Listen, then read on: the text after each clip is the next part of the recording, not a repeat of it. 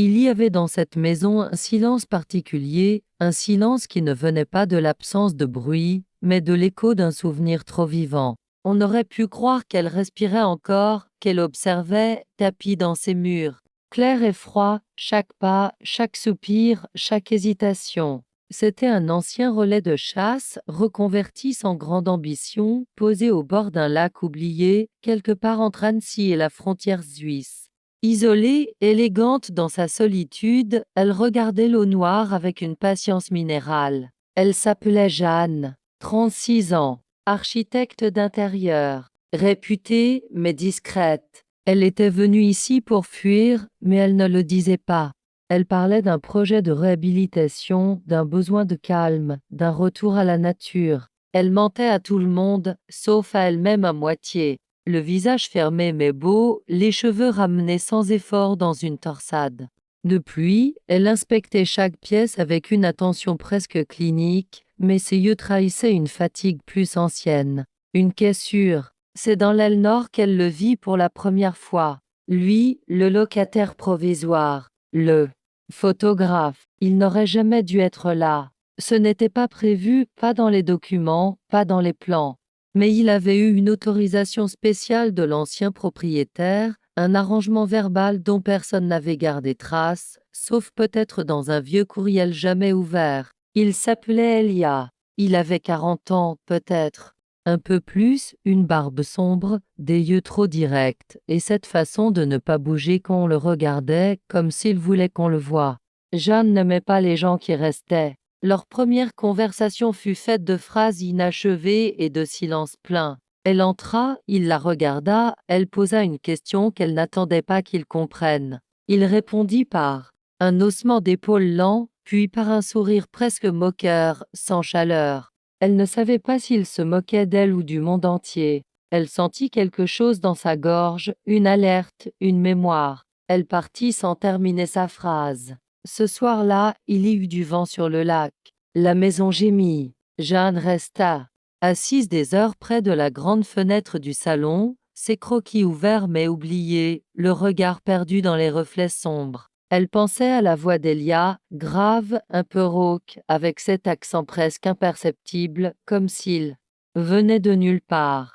Elle détestait ce genre d'homme sur deux, opaque, avec quelque chose de prédateur dans la lenteur de leurs gestes. Et pourtant, ce soir-là, elle ne put s'empêcher de descendre, pieds nus, traverser le hall aux poutres anciennes, longer le couloir qui menait à l'aile nord.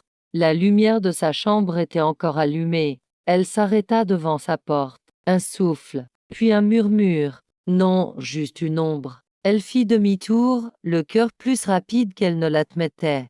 Les jours suivants furent faits d'évitements, discrets et de croisements nécessaires. Il restait dans sa partie, sauf pour aller au lac. Il photographiait la brume, l'eau, parfois un corbeau solitaire. Elle prétendait l'ignorer, mais sentait sa présence dans chaque pièce, comme un parfum indéfinissable. Il lui avait demandé un jour ce qu'elle cherchait à cacher derrière ces murs blancs et parfaits. Elle avait répondu qu'elle aimait les lignes pures. Il avait souri et dit on ne construit pas ce genre de pureté sans vouloir enterrer quelque chose. La phrase resta, plus que son regard, plus que ses photos. Elle comprit, sans le vouloir, qu'il savait, peut-être pas ce qu'elle avait fait, mais ce qu'elle était devenue. Une nuit, elle rêva de lui, pas dans son lit, pas dans la maison, dans l'eau. Il la regardait depuis le fond du lac, les yeux ouverts, les mains tendues vers elle. Elle se réveilla en sursaut, trempée de sueur, un cri dans la gorge. À travers la fenêtre, elle vit une silhouette près de la rive, immobile, comme s'il l'attendait. Elle descendit. Le froid mordit ses pieds nus. Elle marcha sur l'herbe humide sans se demander pourquoi. La silhouette ne bougea pas. Quand elle s'approcha, elle vit que ce n'était pas lui, juste une souche ou un rocher. Mais en revenant vers la maison, elle entendit un déclic sec. Derrière elle, un appareil photo, ou autre chose. Le lendemain, Elia était dans la cuisine. Il lui proposa un café, comme s'il l'attendait. Elle accepta, par défi. Il ne parla pas du lac, ni de la nuit. Il parla d'un projet de livre, d'une série sur les lieux abandonnés. Pas les lieux vides, précisa-t-il, ceux où il reste quelque chose, où quelqu'un refuse de partir. Elle comprit qu'il parlait d'elle. Il y avait dans son regard une douceur inattendue, voilée de quelque chose d'indéchiffrable. Un homme capable de cruauté, mais qui choisissait pour l'instant de ne pas la montrer. Elle ressentit une chaleur étrange au creux du ventre, un frisson lent. Il ne la touchait pas, il ne disait rien de séducteur, mais elle sentit qu'elle était déjà trop près. Ce fut ce matin-là qu'elle trouva la photo glissée sous sa porte. Une image d'elle, près du lac, de dos, les cheveux défaits. Le jour du rêve. Mais elle n'y avait vu personne. Elle ne dit rien, ne réagit pas. Mais à partir de là, elle ne dormit plus vraiment. Et chaque fois qu'elle passait devant l'Elnor, elle ralentissait, sans comprendre si elle voulait fuir ou entrer. Le vent s'était levé sur le lac, amenant avec lui cette lourdeur humide qui précède parfois les orages sans éclair. Jeanne passa la journée à déplacer des objets sans nécessité, comme si en réorganisant les choses visibles, elle pouvait remettre de l'ordre à l'intérieur. Mais le calme qu'elle construisait avec tant d'acharnement se lézardait.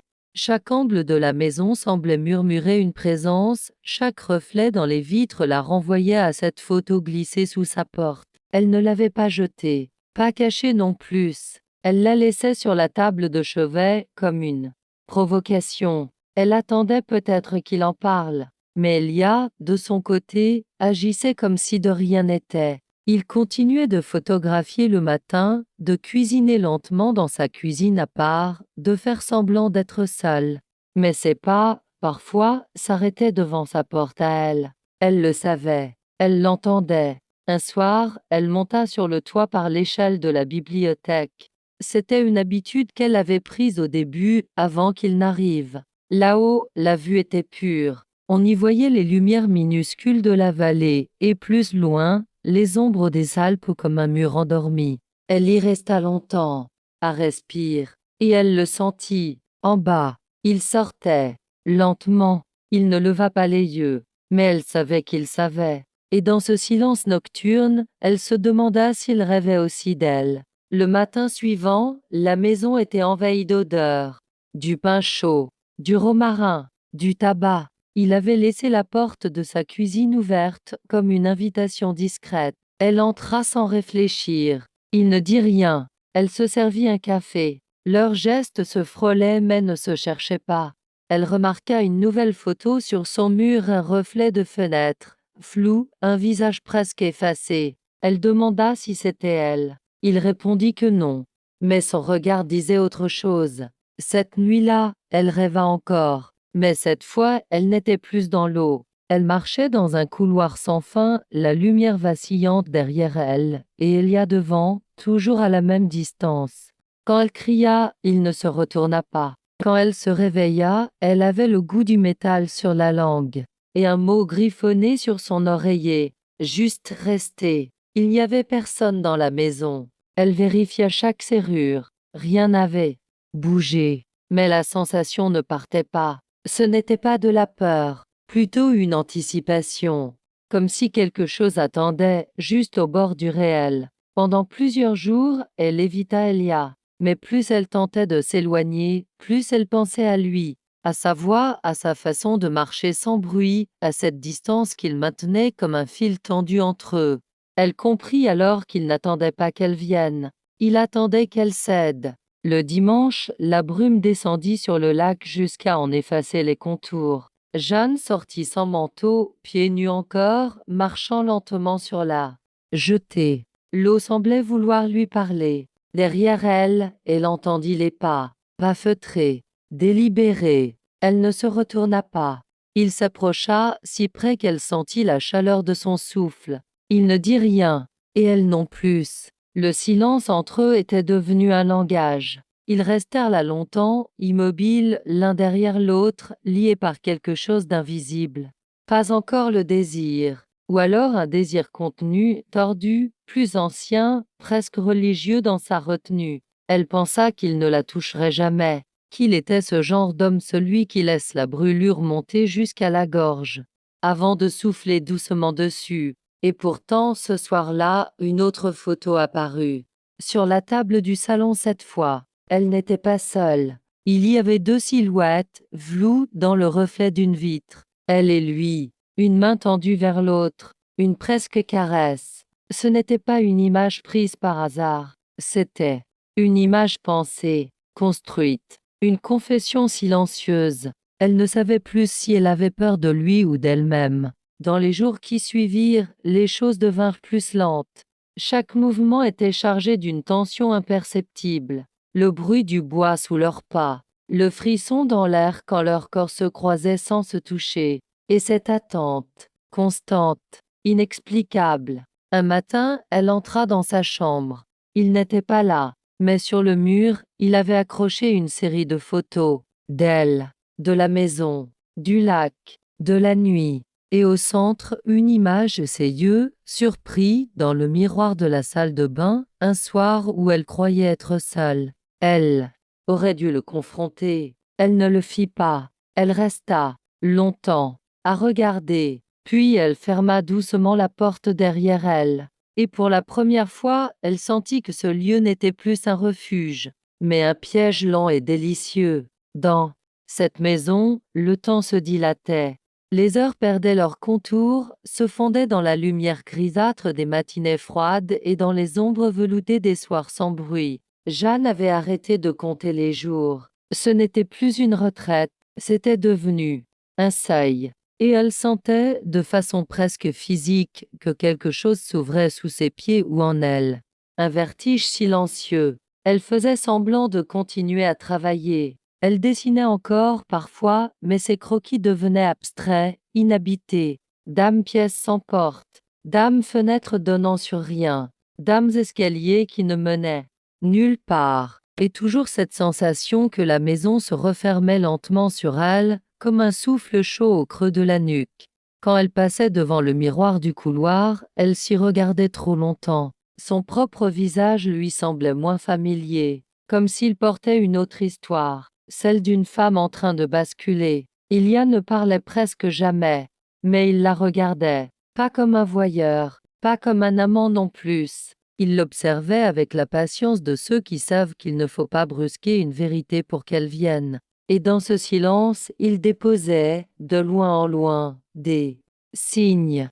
Un carnet oublié ouvert sur une page écrite à la main. Un livre placé express sur la table, souligné au crayon. Un morceau de tissu ancien, trouvé soi-disant dans le grenier, mais qu'elle reconnaissait sans comprendre. Dames petites attentions qui n'étaient pas tendres, mais presque cruelles dans leur précision. Elle décida de poser une frontière. Un soir, elle verrouilla sa porte à double tour. Elle ferma aussi celle qui séparait les deux ailes, comme une dernière ligne de défense. Puis elle éteignit toutes les lampes, sauf celle du couloir. Une lumière comme une invitation, mais aussi comme un défi. Elle resta allongée, immobile, à écouter. Minuit passa, puis une heure, puis un bruit très léger, comme un frottement, une pression sur le bois, et puis plus rien. Le lendemain matin, la porte entre les ailes était ouverte, sans trace de forçage. Sur le sol, une unique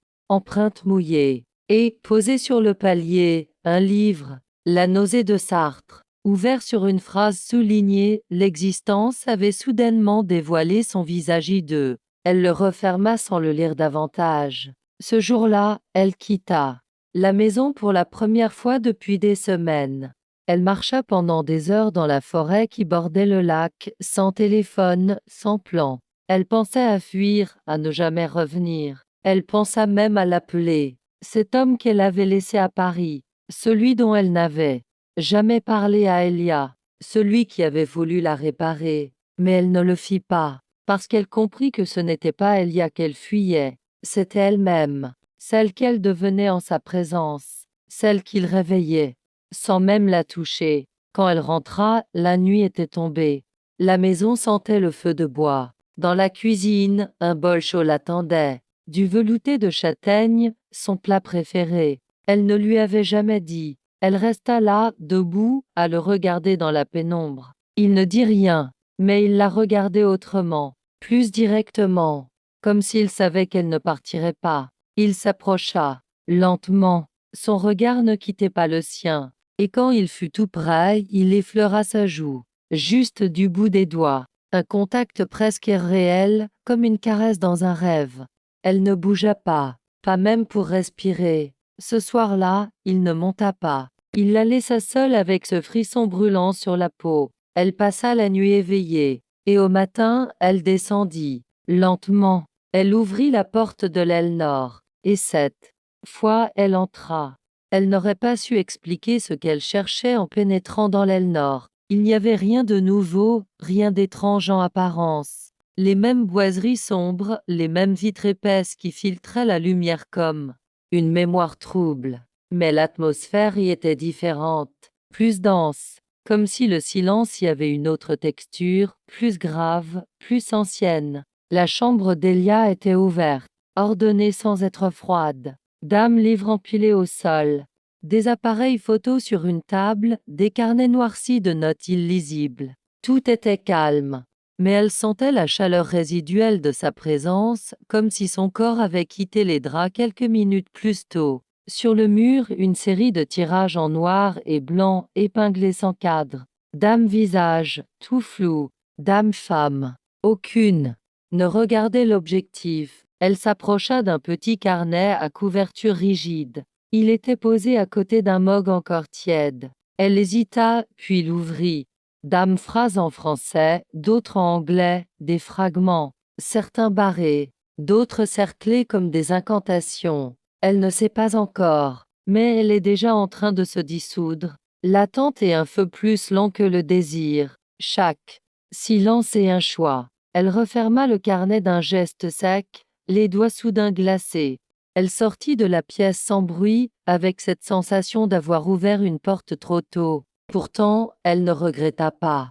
Une part d'elle voulait savoir jusqu'où cela pouvait aller. Plus tard dans l'après-midi, elle entendit le moteur de sa voiture. Il était parti. Pour la première fois, elle ressentit une forme de vide presque physique. Elle alla s'asseoir dans sa cuisine, là où il lui avait caressé la joue. Elle resta là pendant des heures. Elle croyait chercher du calme, mais ce qu'elle attendait, c'était le retour de cette tension, celle qu'il transportait avec lui comme un parfum invisible. Il revint à la tombée du jour, un bruit léger de portière, puis les pas sur le gravier. Elle ne bougea pas, mais elle l'écouta poser ses clés, marcher lentement vers l'aile nord.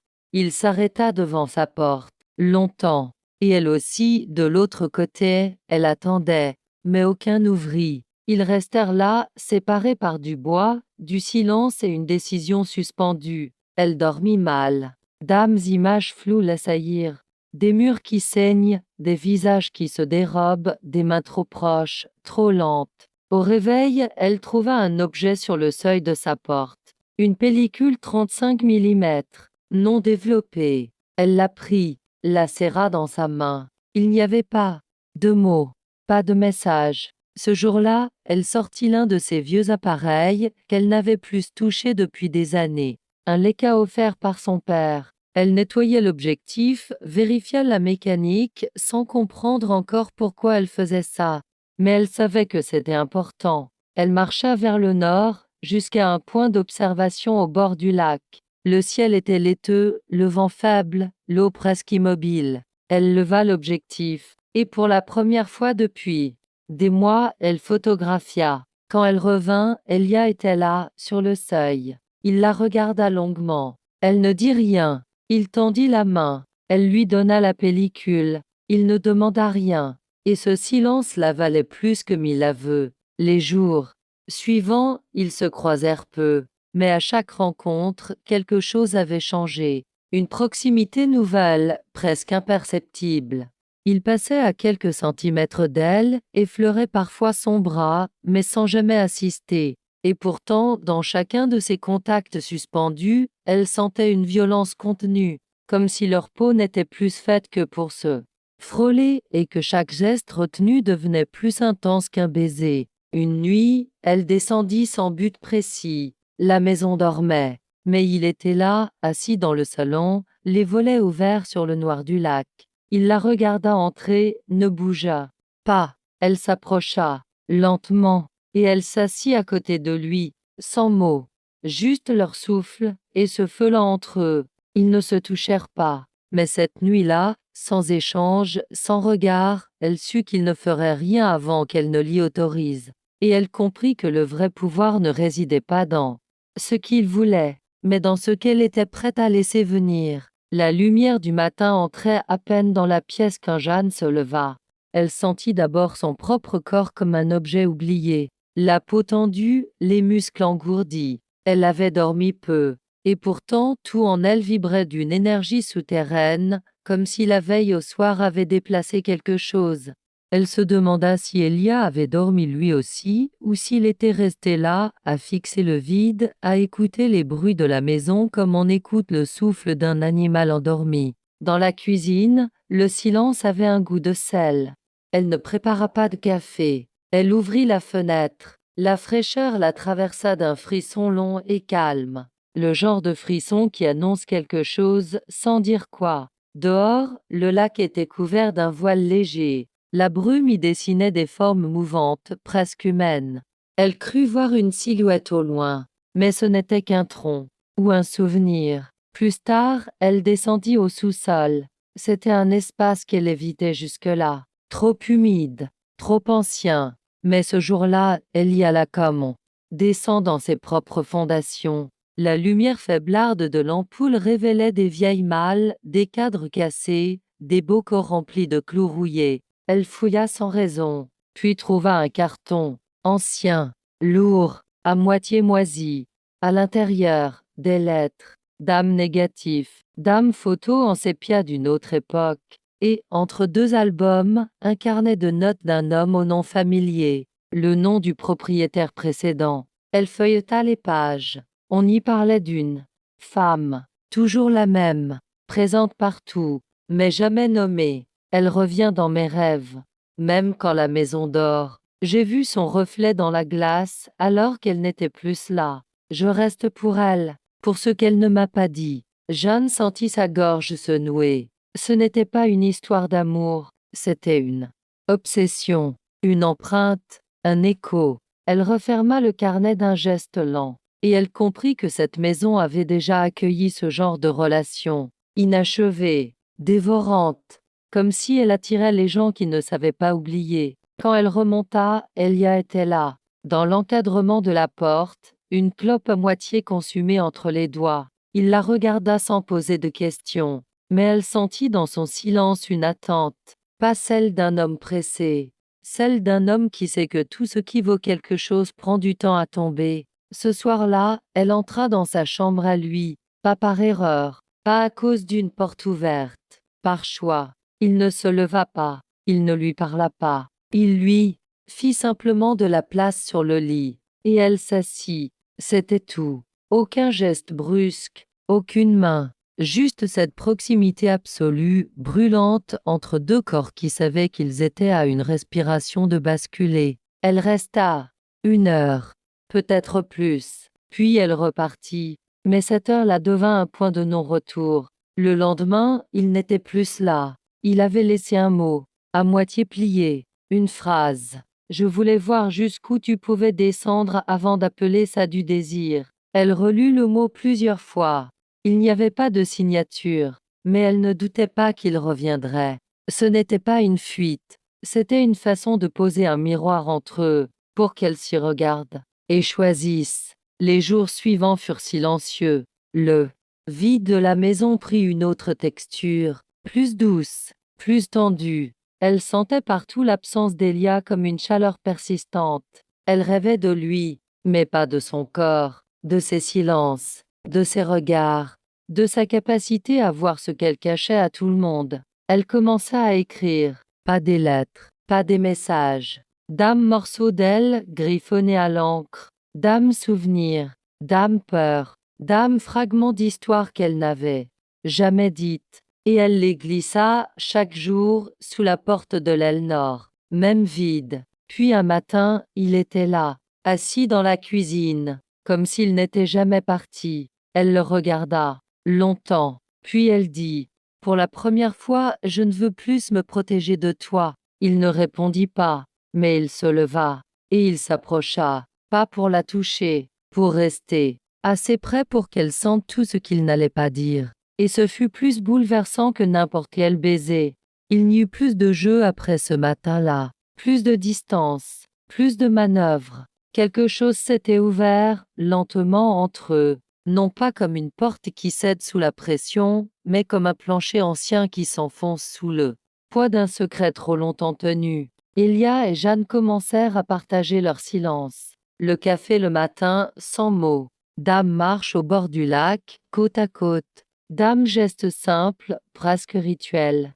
Et pourtant, dans ces gestes, chaque respiration devenait un aveu. Ils ne se touchaient toujours pas, mais leurs regards le faisaient à leur place. Il y avait quelque chose de cérémonial dans leur retenue, comme s'ils savaient que ce qui brûlait en eux ne pouvait être nommé sans conséquence. Une nuit, elle rêva qu'il la suivait dans un couloir sans fin. Elle fuyait sans savoir pourquoi. Il ne courait pas, il avançait, lentement. À chaque porte qu'elle ouvrait, un souvenir de sa vie d'avant, un visage oublié, une voix, une décision, et lui toujours là, inévitable. Quand elle se réveilla, il était dans le salon, en train de lire, comme s'il l'avait entendu. Elle s'approcha, il leva les yeux. Elle ne dit rien, mais elle s'assit sur le sol, à ses pieds, et il reprit sa lecture, comme si cela était normal, comme si cela suffisait. Ils restèrent ainsi des heures, pas comme deux amants, pas comme deux étrangers, comme deux ombres qui ont cessé de se fuir. Les jours suivants, la maison changea, ou peut-être était-ce elle. Les murs semblaient plus proches, l'air plus dense. Dame souvenir remontait sans prévenir. Dame voix. Des odeurs, des instants enfouis. Le passé s'invitait entre les planches du parquet, entre deux battements de cœur. Elia, lui, continuait de photographier, mais plus seulement le lac. Il captait l'intérieur, les ombres sur les murs, les reflets dans le miroir. Un jour, elle découvrit une série entière d'images d'elle, mais jamais frontales, toujours fragmentées. Une main sur une tasse, une nuque dans le reflet de la vitre, le mouvement d'une mèche de cheveux qu'elle n'avait pas senti tomber. Elle ne lui demanda pas pourquoi. Elle comprenait. Il ne cherchait pas à la capturer. Il cherchait à la traverser. Un soir, elle le suivit jusqu'au grenier. Il ne se retourna pas, mais elle savait qu'il avait entendu ses pas. Il fouillait dans des quêtes anciennes, cherchant on ne sait quoi. Dame souvenir. Peut-être. Ou une réponse à une question qu'il ne posait pas. Elle l'observa. Et pour la première fois, elle le vit autrement. Plus jeune, plus fragile, moins maître de lui. Il avait cette fatigue dans le dos des hommes qui ont trop longtemps porté quelque chose qu'ils ne pouvaient nommer. Elle avança. Il la sentit. Il ferma les yeux. Elle tendit la main. Et cette fois, elle le toucha. Juste du bout des doigts. Sa nuque, sa peau chaude. Il ne bougea pas. Mais tout en lui sembla s'arrêter. Elle sentit alors tout le poids de ce contact. Ce n'était pas une caresse, c'était un seuil. Elle le retira aussitôt, et redescendit. Mais la nuit, elle rêva de nouveau de lui, plus près, beaucoup trop près. Et ce n'était plus un rêve. C'était un souvenir qui n'avait pas encore eu lieu. Le matin était pâle, presque inexistant. Une lumière délavée tombait sur les planches de bois comme une poussière silencieuse. Jeanne ouvrit les yeux lentement, avec cette sensation étrange que la nuit avait été longue, mais que quelque chose en elle n'avait pas dormi du tout. Elle posa les pieds au sol, lentement, comme si marcher pouvait faire s'effondrer un équilibre précaire. Il n'était pas là, mais elle sentait sa présence dans l'air, comme une note suspendue. Chaque coin de la maison portait la trace de son regard, de ses gestes invisibles. Elle pensa à son toucher, celui du grenier, ce contact si léger qu'il aurait pu n'avoir jamais eu lieu. Mais c'était justement cela qui le rendait inoubliable. Ce jour-là, elle ne fit rien. Pas de travail, pas de lecture. Elle flotta dans la maison comme on dérive dans une eau tiède. Elle s'assit dans la chambre d'amis, celle qu'il n'avait jamais ouverte, et regarda le plafond pendant 1 heure. Puis elle monta au dernier étage, là où la poussière dessine sur les meubles l'empreinte de ce qui ne sert plus. Et partout, elle sentait cette question tourner en elle jusqu'où Elia passa l'après-midi enfermée dans sa chambre. Elle entendait des bruits sourds, des papiers, des pas. Elle n'osa pas frapper. Elle ne voulait pas précipiter. Il fallait que ça vienne, que ça glisse tout seul, comme le reste. Le soir, il fit froid. Un vent vif, venu du nord. Jeanne se posta devant la grande vitre. Elle portait un vieux pull à lui, trouvé dans la buanderie. Elle s'y enroula comme dans une absence. Quand il entra, elle ne bougea pas. Il s'approcha. Doucement, elle sentit son odeur avant même qu'il soit à portée. Il s'arrêta derrière elle, tout près, trop près, et elle ne se retourna pas. Ils restèrent là, face au lac, comme deux statues intérieures. Puis, dans un geste qu'elle ne sut pas prévoir, il posa ses mains sur ses épaules, fermes, chaudes, mais sans poids, comme un accord silencieux. Elle ferma les yeux. Ce n'était pas encore un abandon, c'était une autorisation. Elle se retourna lentement, et leurs visages furent si proches qu'un seul souffle aurait pu suffire à effacer toutes les résistances. Mais rien ne fut dit, rien ne fut fait. Il n'en avait pas besoin. Elle comprit, dans ce regard, qu'il l'avait attendue, non pas pour la posséder, mais pour qu'elle choisisse de lui appartenir sans que rien ne soit pris. Ce soir-là, elle s'endormit dans sa chambre à lui, pas dans son lit. Sur le tapis, la tête posée contre son épaule, comme une bête fatiguée, il ne bougea pas. Elle sentit son cœur battre contre son bras, et ce fut plus intime que tout ce qu'elle avait connu jusqu'ici. Le matin, elle se réveilla seule, mais sur la table basse, il avait déposé un mot. 3 phrases. Tu es venu, tu es resté, tu peux partir quand tu veux. Elle relut le mot plusieurs fois. Elle ne sourit pas. Mais elle comprit qu'il avait vu juste, car à partir de ce moment, elle n'avait plus envie de partir, et plus aucune raison de rester. Il y a des jours où tout paraît suspendu, comme si l'air lui-même retenait sa respiration.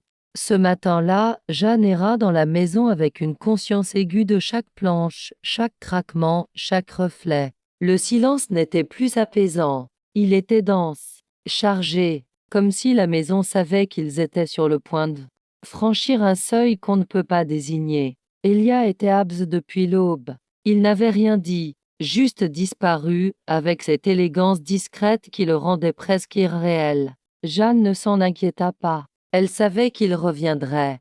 Il revenait toujours, comme une marée lente, inévitable. Elle monta dans sa chambre, celle qu'elle n'avait pas vraiment explorée. Il y avait laissé ses carnets éparpillés, des bobines de film, des chemises entr'ouvertes. Elle s'assit sur le lit, ouvrit un carnet au hasard. Dame croquis, dame mot, dame phrase simple, troublante.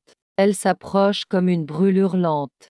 Mais elle ne sait pas encore que je la vois tomber. Si elle me touche, je disparaîtrai, mais j'y survivrai. Elle est mon point fixe dans ce monde instable. Jeanne referma le carnet. Ce n'était pas une déclaration. Ce n'était pas de l'amour. C'était une chronique d'un effondrement. Le sien, le leur. Le soir, elle découvrit un petit miroir dans une boîte au grenier. Ovale, terni, mais intact. Elle le posa dans sa chambre, face à la fenêtre. Et pendant des heures, elle s'observa. Pas pour se juger, pas pour se plaire, pour se reconnaître.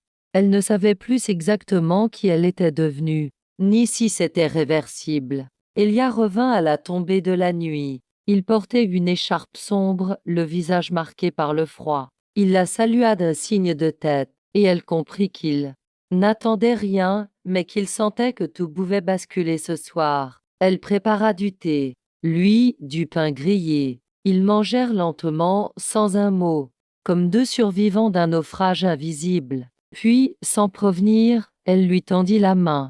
Il ne la saisit pas, mais il la regarda, profondément, et cette main suspendue dans l'air fut plus intime qu'une caresse. Ils montèrent à l'étage, ensemble, mais sans se toucher, comme deux fantômes apprivoisés. Dans sa chambre à elle, elle alluma une bougie, une seule. La flamme tremblait. Elle s'assit sur le sol. Il fit de même. Ils restèrent là, l'un face à l'autre, dans un silence si épais qu'il en devenait presque douloureux. Elle aurait pu dire « j'ai peur ». Il aurait pu répondre « moi aussi ». Mais à la place, elle approcha lentement ses doigts des siens.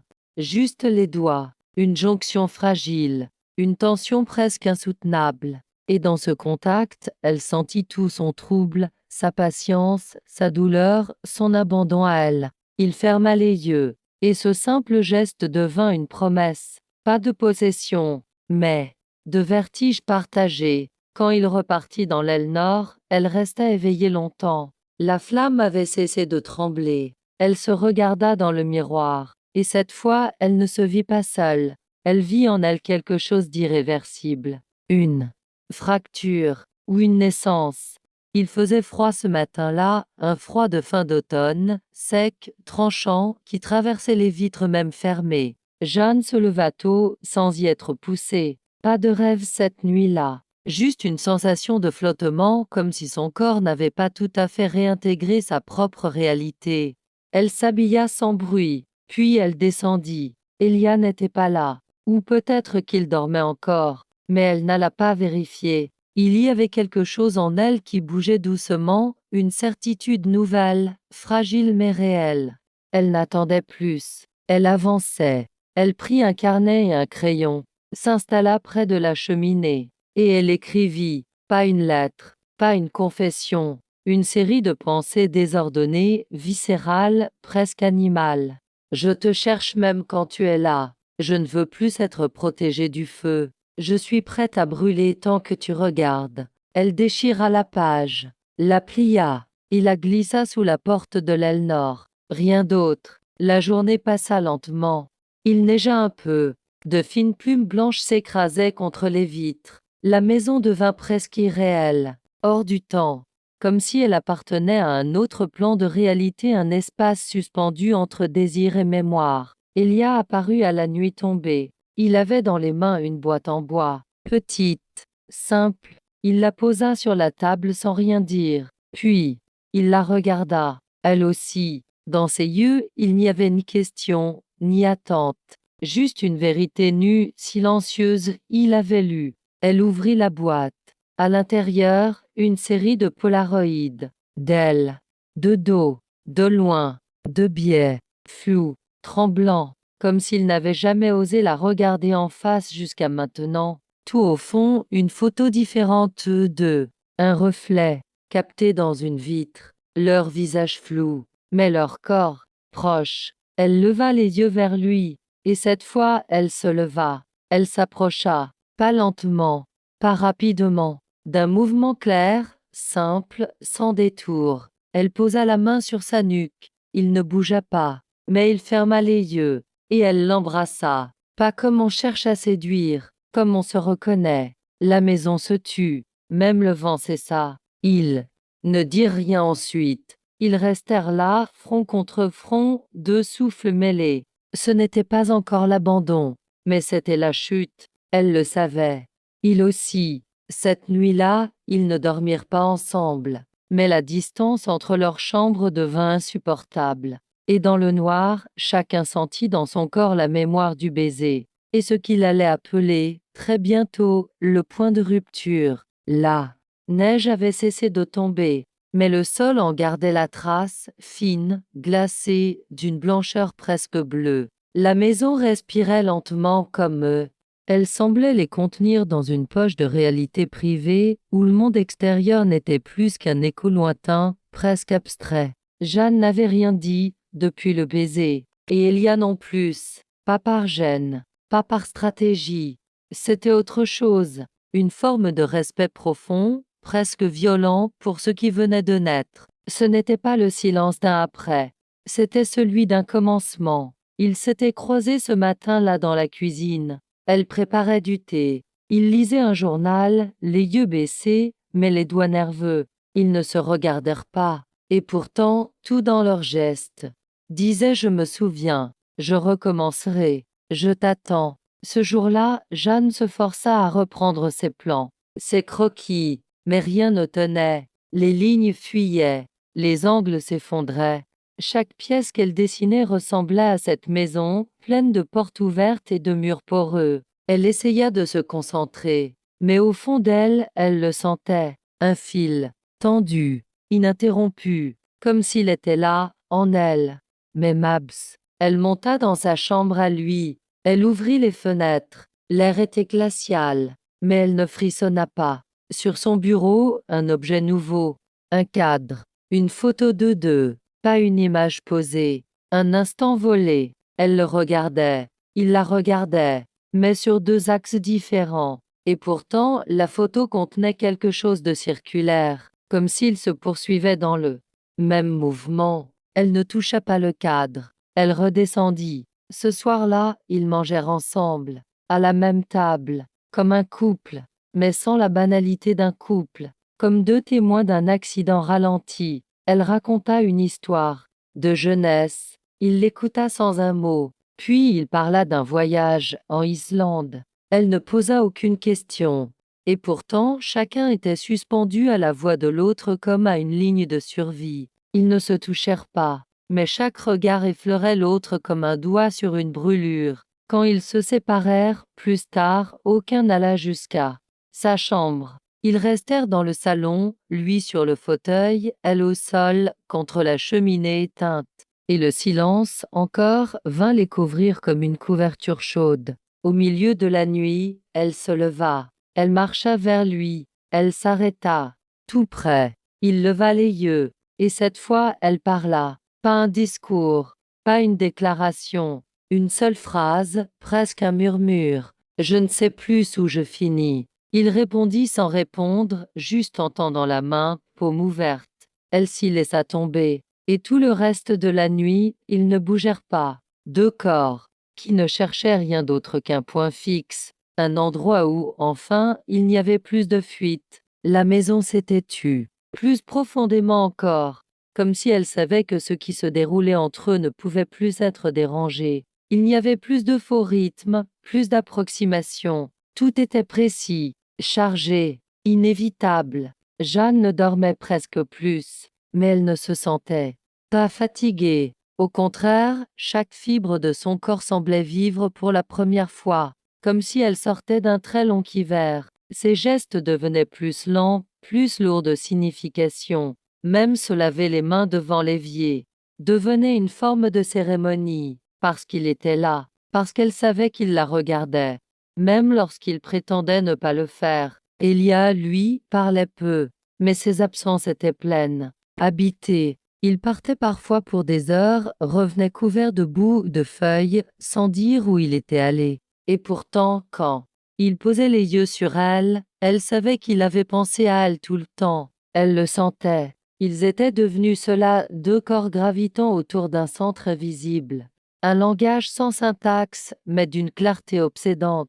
Un soir, alors qu'elle ouvrait la porte de sa chambre, elle le vit dans le miroir. Il était dans le couloir, silencieux, immobile. Elle se retourna. Il n'avait pas bougé, mais ses yeux disaient tout. Elle n'attendit pas. Elle le rejoignit. Et sans un mot, elle posa sa main sur sa poitrine, au niveau du cœur. Il la couvrit de la sienne. Le silence devint liquide, épais, étouffant. Ils entrèrent ensemble dans sa chambre. Mais il ne la déshabilla pas.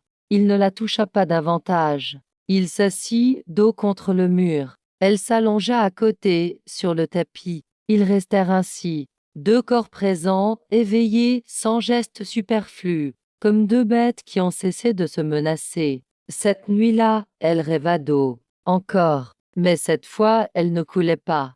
Elle flottait. Et il était là, avec elle, leurs doigts entrelacés sous la surface. Le matin, il n'était plus là, mais une photo l'attendait sur l'oreiller. Elle dormait, et sa main touchait la sienne. Elle ne se souvenait pas de ce moment. Et c'est cela qui la bouleversa. Leur corps, maintenant, se souvenait pour eux. Le jour suivant, elle s'approcha de lui, dans la cuisine.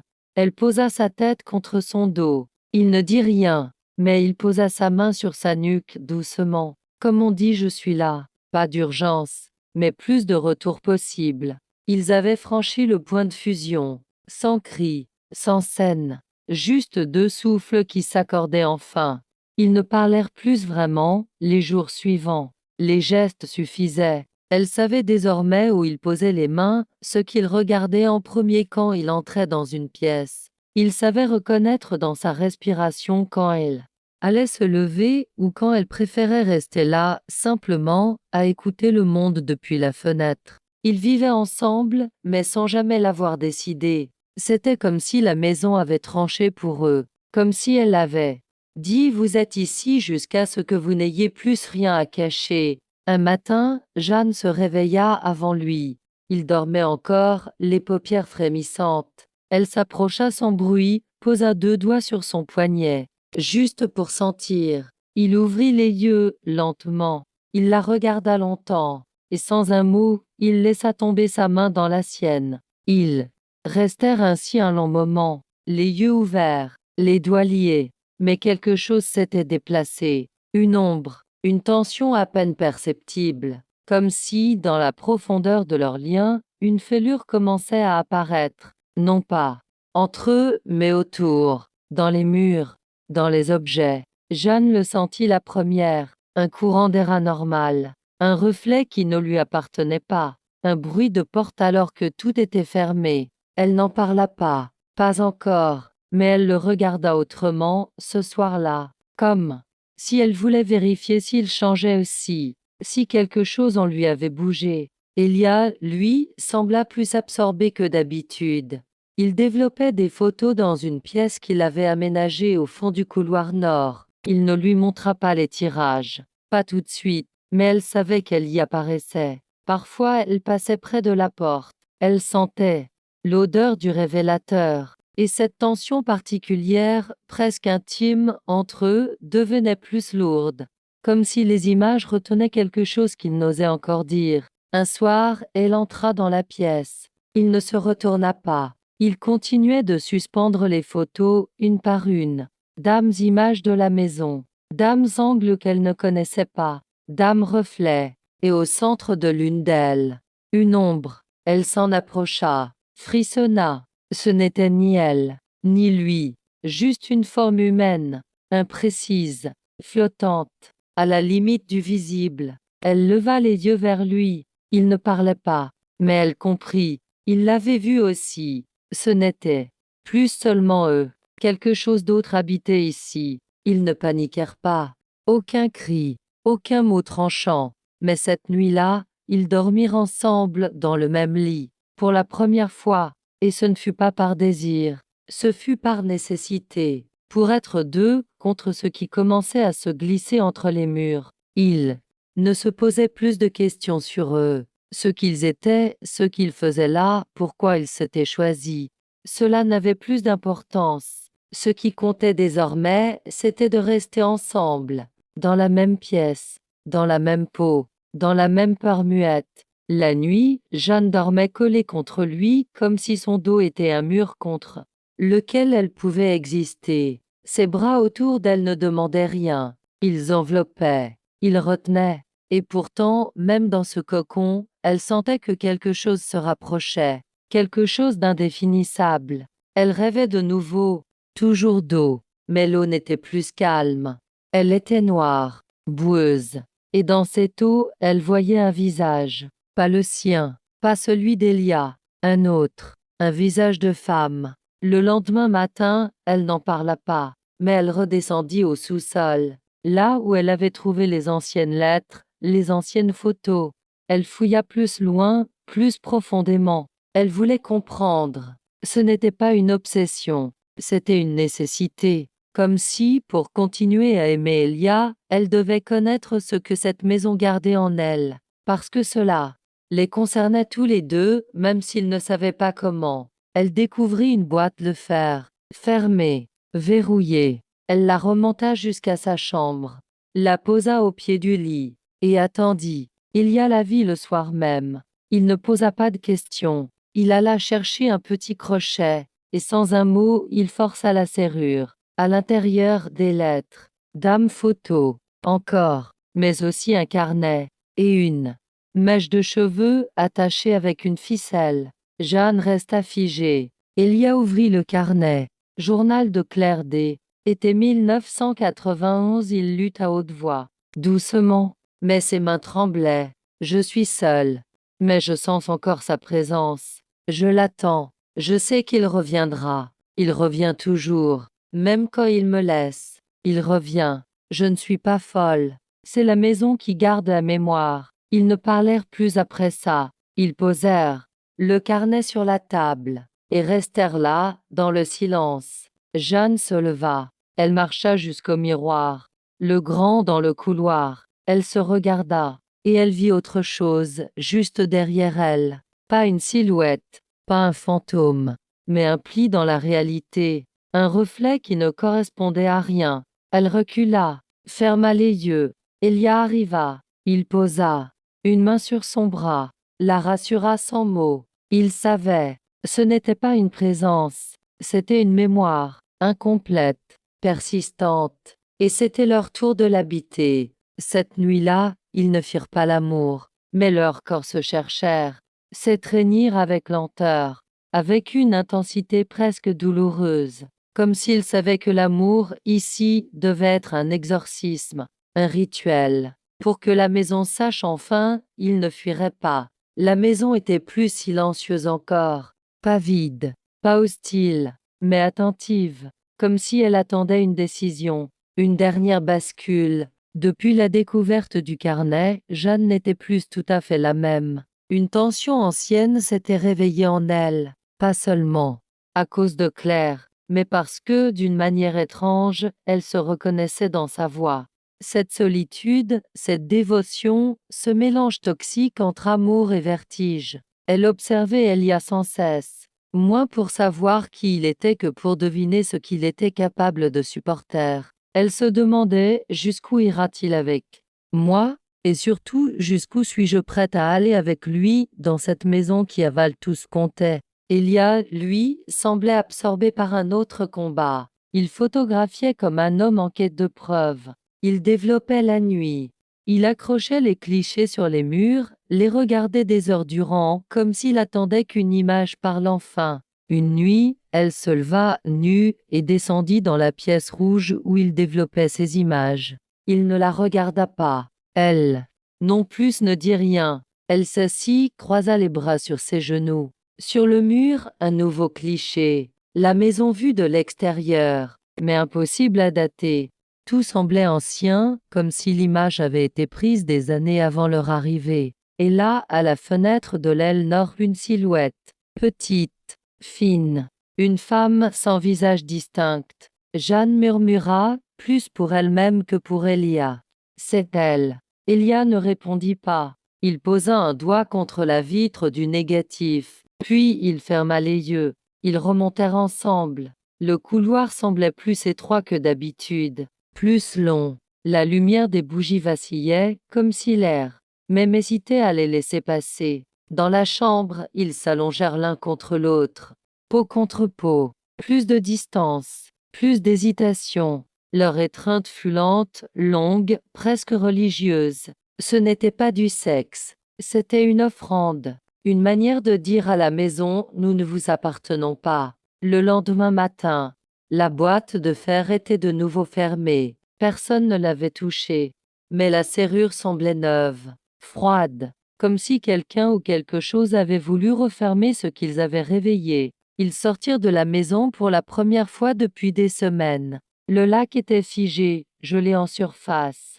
Ils marchèrent sur le sentier qui le longeait, main dans la main, pas comme un couple, comme deux survivants. Ils ne parlèrent pas du carnet, ni de la photo. Ils parlèrent d'une ville, d'un ailleurs, d'un appartement qui n'existait pas encore, d'un espace sans mur trop ancien. Mais ils savaient que s'ils partaient, ils emporteraient avec eux cette maison, en eux, en images, en souvenirs, et que rien ne serait jamais tout à fait simple après ça, mais peut-être plus vrai. Ils avaient pris la décision sans vraiment en parler. Un matin, comme si l'idée s'était déposée en eux pendant la nuit, silencieusement, Elia lui avait dit qu'il irait à la ville chercher de quoi emballer ses négatifs, ses dirages, ses carnets. Elle avait simplement répondu « Je t'attendrai ». Mais cette fois, ce n'était pas une peur d'abandon, c'était un au revoir au lieu. Ils savaient qu'ils allaient partir, pas fuir, pas renier, partir avec ce qu'ils étaient devenus.